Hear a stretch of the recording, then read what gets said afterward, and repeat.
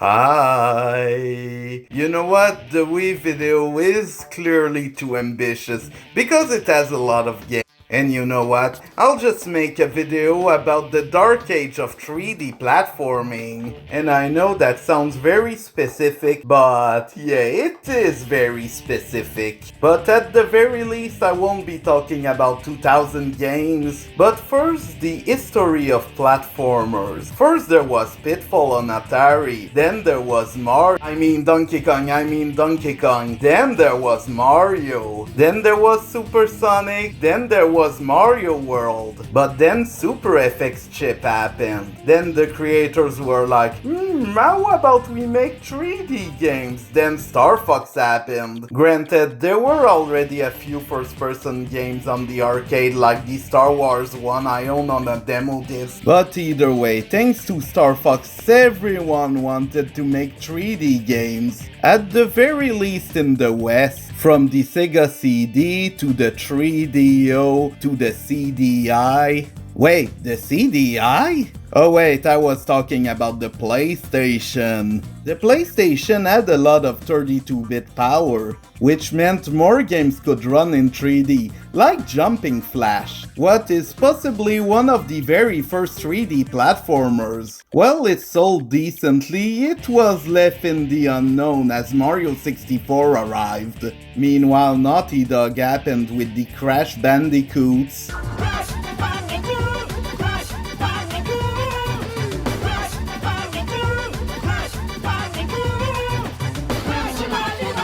And the Sega Saturn would have Sonic R and Sonic 3D Blast. Okay, the thing about Nights is that I'm not really sure if it's classified as a 3D platformer, but it's there, with the Saturn controller. But either way, Mario 64 and Crash really opened the way for more 3D platformers, especially for Rare, which almost single-handedly carried almost the entirety of this gen in 3D platforming. Unfortunately, Conquer 64 did not please the gaming journalists, who thought it was bland, so Rare decided to make a cinematic South Park-like platformer, which did not sell that well on Nintendo 64, and so Rare went to the Microsoft zone, with stunning titles such as Kinect Sports 2. Meanwhile, Sonic Team was asked to put a gun in a Sonic game, so they sort of did with the 102 Gamma. And after that, most 3D platformers got gimmicks and guns. While Sonic Adventure created that aspect, Conquer kind of helped 3D platformers turn into edgy cartoons, which can be fine depending on the execution. But then people got tired of these gimmicks and thus began the dark age of 3D platformers, which starts in about 2007-ish and ends in 2016-2017. The thing is that Prince of Persia is also considered a 3D platformer. Thus, while it was selling like hotcakes, but Ubisoft, wanting more profit, decided to make it into something even grittier and darker, so that it would sell even more. However, while making new ideas for a Prince of Persia games, Ubisoft made Assassin's Creed. It's an open world game with a lot of violence, but it also has a lot of platforming. So that filled the void of big exploratory platforming games, and fueled the brains of all of the teenagers alike. So because of that, we didn't need that many 3D platformers. Most 3D platformers were either Mario, Sega, Ratchet & Clank, and cinematic shooters with a lot of platforming elements. And the thing is that licensed titles disappeared in the 2010s. So, whoops. Does that mean there weren't any interesting 3D platformers during that era? Absolutely not. I'll just be talking about some of them in this video, so might as well go. It's showtime! 3D platforming, 3D platforms, 3D platforming, and 3D platforms. Yeah! I did not hit her. It's not true. It's fake. It's garbage. Oh hi Blob. The Blob is a fun little title where you paint stuff by spending points in semi-linear open levels. You have multiple side quests, NPCs and neat optional stuff, to the point where levels are incredibly long, so it does not fit that well with my current gaming schedule. Maybe there is an autosave in the remaster, but on the Wii there is none. The game itself is mostly easy, but it has a ton of content and different moves. A very entertaining original 3D platformer, which was very rare at the time. Did I also mention that the more color that you bring back to the city, the more elaborated the music will be? Splatoon 3 also did this, but only in 2022. So yeah, I think the Blob is kind of great and I enjoyed the way the motion controls were used. Not too complex, not too simple. There's also a sequel which is more of the same, but also pretty fun. But yeah, the thing is that while this was going on in 2008, there was a 2D platforming renaissance. One cave story was loose, people started making a lot of 2D platformers, especially on WiiWare. WiiWare was this cool Nintendo service for smaller games. Too bad you could only make 40 megabytes games. It's not like anyone can make such a little title under these limitations. Wait, what is this?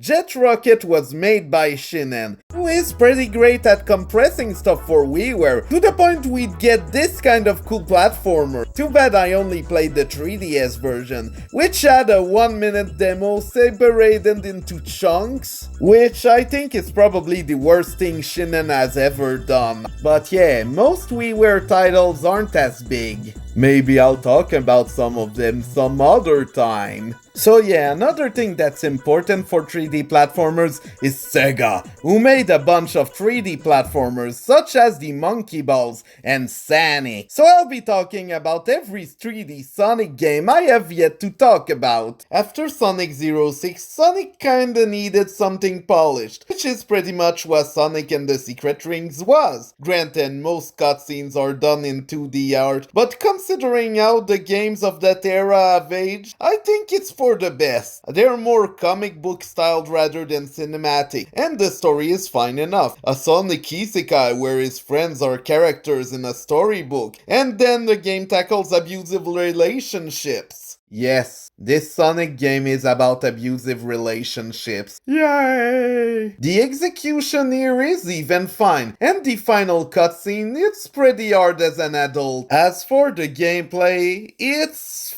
fine. Probably one of the most linear Sonic titles, but with enough gameplay variety to still be a bit entertaining. It's very polished, but honestly I like Black Knight a lot more. I also sort of wish you could explore these gorgeous environments. Also is a party mode. It's kind of fun, but back then I sold because I enjoyed Sonic and the Black Knight a lot more. I will probably rebuy Sonic and the Secret Rings later, because the multiplayer mode is as fun as Sonic Shuffle, which I enjoy.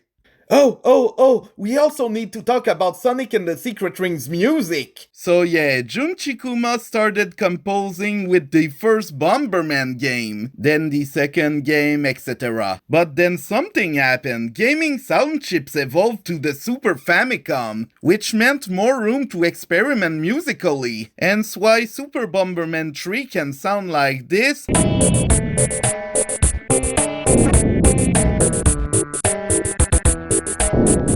But then CD games happened, specifically the Sega Saturn, and Saturn Bomberman, which meant Bomberman could sound like this.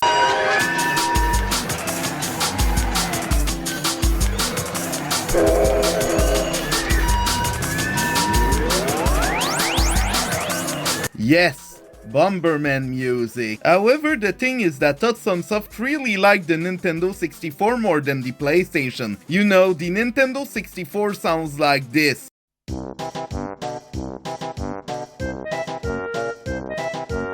While a lot of PS1 games really just sounded like this.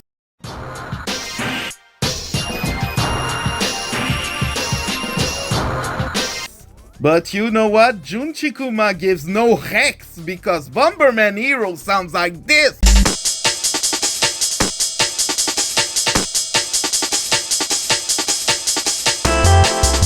I see no XR given here, absolutely none. After Bomberman Hero, she stopped composing for video games and had a band. That is, until her final send-off with Sonic and the Secret Rings. You can rest now, Junchikuma, you did your best. The thing about Sonic Unleashed is that I did not have the next-gen version, so I had to settle for the Wii one. One of the big complaints about the PS360 version is that the night sections felt like they came from God of War. Which is a fine complaint, I guess. However, the amount of content and the lack of glitches despite the frame rate issues is what caused the PS360 version to be so beloved by fans. However, the Wii version was developed by Dims, who had a mostly different idea of what the Werog should be. Something to note is that the first time I saw Werog gameplay, I expected something like the stretchy star Ristar. And honestly, while the PS360 version feels like God of War, the Wii version feels like Ristar, but in 3D. The Werog sections focus a lot more on platforming rather than just the beat-em-up section. However, to compensate, the beat-em-up sections themselves are more simplified, especially compared to the PS360 version. But yeah, I like this version a lot too, despite the amount of tutorials and cutscenes which are annoying. Still, for one of Dim's first 3D games, they could have done a lot worse. However, the thing is that I feel like they had a bit too many ideas for the Werog. Because for every 1 or 2 day stages, there are like 3 to 5 Werog stages. And I mean, I quite understand that the Werog is a very cool idea, but you know what? Maybe you should have toned it a bit down. Or simply just add in more day stages. Do I still really like the Wii version of Sonic Unleashed? Absolutely. It's different enough, but also very interesting as a standalone game, as well as the closest thing I'll ever get to a Ristar sequel. Please play Ristar, I swear to God. Either way, let's move on to Sonic and the Black Knight. Sonic and the Black Knight has the same linear gameplay as Secret Rings, but with more depth. You unlock a ton of items, stats, quests, etc. It all feels simple, but the combat system asks you to make the best of the motion controls that have their limitations, but also work really well. The story and presentation are also great, as instead of feeling like a comic book, they feel like actual cinematic big-wig cutscenes. I like that. Yeah, I did not expect to love this game as much as I did, and I at least would recommend the cutscenes, since this is one of my favorite Sonic stories for reason I shall not spoil. Sonic Colors on the other end is a lot simpler. While the level designs and the power-ups are wild, the game itself goes back to the old days. The story is simple and so are the unlockables. It's just an ordinary 3D platformer with a lot of linearity. And honestly, after the past Sonic games, I feel like the franchise needed that. Old but fresh. I could complain about the self-aware humor, but Sonic just has that kind of personality. A likable jerk, so it fits him more than something like Rayman 3. Do I still enjoy Sonic Colors now? Yes. It's just that I enjoy other Sonic entries' ambition a lot more. I feel the same for Sonic Generations for PS360. Okay everyone, we are done with Sonic. Yay! But I realized something. I have barely talked about any other consoles than the Wii itself. There are a few 3D platformers on the console I have not played, such as Dewey's Adventure, The Core Gang, or even Flip's Twisted World, but I wanted to mention them, so there we go. The only licensed platformer I want to talk about is Epic Mickey. Epic Mickey was revealed in a leak that looked actually quite horrifying, and I wanted to see more of that. But then the game got announced. Yay! It was kind of toned down, but I think it's very, very fine that way. You see, Warren Spector promised a ton of stuff. Not all of it kind of got used. The choices are limited and the spookiness was also toned down a lot. Because of these aspects, a lot of fans were disappointed. But what I got was a cool platformer with a neat story and some neat, but not that great gameplay. So I ended up liking the game because of Y instead of X. This sort of situation often happens in gaming, so I'm not surprised that the title got a fanbase eventually, and now it's the fans that are going insane because we got a remaster. But yeah, I'm glad this is happening. Also, I love this Mickey, even though I can't find his nose nor his paintbrush. Too bad. Either way, let's move on the 3DS. The 3DS had a pretty rough start, but Mario in stereoscopic 3D came to the rescue. Super Mario 3D Land is a fun little platformer that uses stereoscopic 3D in order to help players' depth perceptions. That alone makes it one of the most interesting 3D platformers of this era. The rest of the game is a solid, but not that interesting as a Mario entry. While the critics praised it, it got a lot of hatred for being rushed. But nowadays, a lot of people really just enjoy it. Kinda like Epic Mickey, huh? Would I have preferred something like Mario 64 done that way on 3DS? Yes. Do I still think that Mario 3D Land is a lot of fun? Also, yes. I really like Mario 3D World a lot more though, but that is discussed in the Wii U video. Aside from another port of Rayman 2, the 3DS barely had any 3D platformers, but a ton of JRPGs instead. So what about the PS Vita? Sony relegated its Ape Escape franchise to the PlayStation Move, which did not work at all. And even worse, there are no physical copies here. After that, Sony never did anything else with the franchise. So you know what? It's Gravity Rush time! Gravity Rush is a game where your cat, who has lost her memory, and has to accomplish missions in an open world to find it. But how, you ask? By shifting gravity! Even on PS4, the motion controls work really fine and make this game a fun platformer. Assassin's Creed, but better perhaps? We could also talk about the graphics or the music, but I would just say that this game is a big vibe. Definitely feels like a 2000s anime. I do not want to spoil the story, but it gets very, very interesting. Despite not everything being perfect level design wise, I would still recommend this game, especially for the cool air kick thing Cat does. Oh yeah! Okay, now we need to talk about Tearaway, a casual 3D platformer by the makers of Little Big Planet with a lot of emphasis on collecting it. So yeah, I'd go ahead and say that the environments are gorgeous, the character designs are sublime, and the level design, while really easy as well as the rest of the game, just really works. I'd say if you need a casual 3D platformer to unwind and relax, just buy this one. Unfortunately, since this was on PS Vita, it didn't make any splash or wave, but at the very least the critics really liked it. And it is ported to the PS4, so that's already a very good thing. However, that was kind of it, as Media Molecule was busy working on Dreams, which also flopped kind of. I enjoy playing it from time to time, it's just that unfortunately the community has faded away immediately. I would probably blame gamers for that though, as well as Sony for lacking marketing. But right now Media Molecule is focusing on something else, so we'll see. And that's really too bad because it has aged gloriously. You know what else has aged well? Journey! No, not this one. This one. Either way, we all know about the atmospheric platformer Journey. Its controls are simple and the game is short, but I love it so much. Every single aspect of it, from the graphics to the level design, I love it. It's easily one of my favorite 3D platformers of that era. That's it. That's all. Next! Oh wait, I know what's next. be prepared.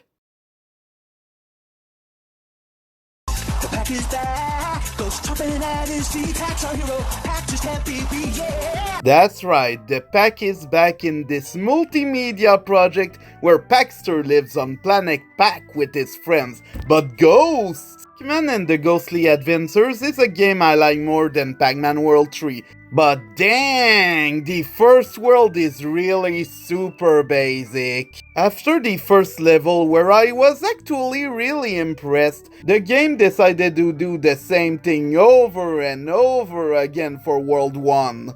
And even better, you gotta explore a lot and collect the power pellets in order to progress in some stages. And that kinda sucks.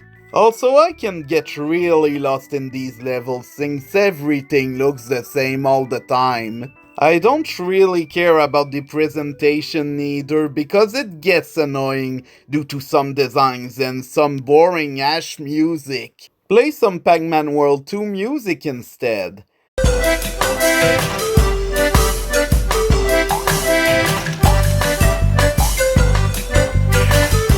Yep, I like this a lot more though.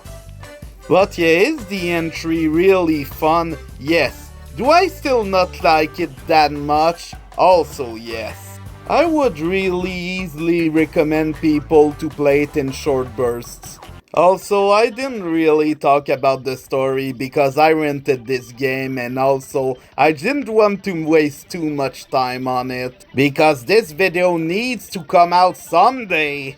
But yeah, we also got Push Mode, which I have yet to play other than a demo. The game is kinda fun. There's also a sequel to Pac-Man in 2014 and Sonic Boom. That's really kinda it. But then January came with a weird title, Forward to the Sky. It's dumb. For some reason, someone decided to make a very low budget 3D platformer with some confusing puzzles and janky combat mechanics. It's fine enough and has some actual voice acting, so I really liked it more than Pac-Man. I would say that this kind of filled a bit of the 3D platformer void. I still would consider the title the Bubsy 3D, but more fun of the 2010s. Some lower budget titles deserve some recognition, and you know we'll be talking about more. A title with a much bigger budget was Rodea the Sky Soldier. A lot of people talk about the Wii version, but the Wii U version also pleased me. It's quite clunky and maybe a bit tedious compared to the point the Wii remote to win version of the Wii. Which, yeah, I love motion control, so I like that a lot more. But it is more centered on platforming, as well as using upgrades. The thing that's really interesting about Rodea for Wii U is that it has a lot more content than the original game. I do not think it is as efficient, but you know what, I still appreciate it for what it is. Too bad graphical wise and performance wise, this one just isn't really that great. The Wii version is snappier and more colorful honestly. So that's pretty much my thoughts on Rodea for the Wii U. And now, the final game I will cover will be quite interesting. The thing about A Hat in Time is that it had a lot of vibe behind it, YouTubers covering it, demos, etc. However, it came out in 2017, kicking off the 2017 3D platforming renaissance. However, a game that really was inspired by A Hat in Time's Kickstarter is Freeze Me! Look at this dude. Wait till you see the. No, no, no, no.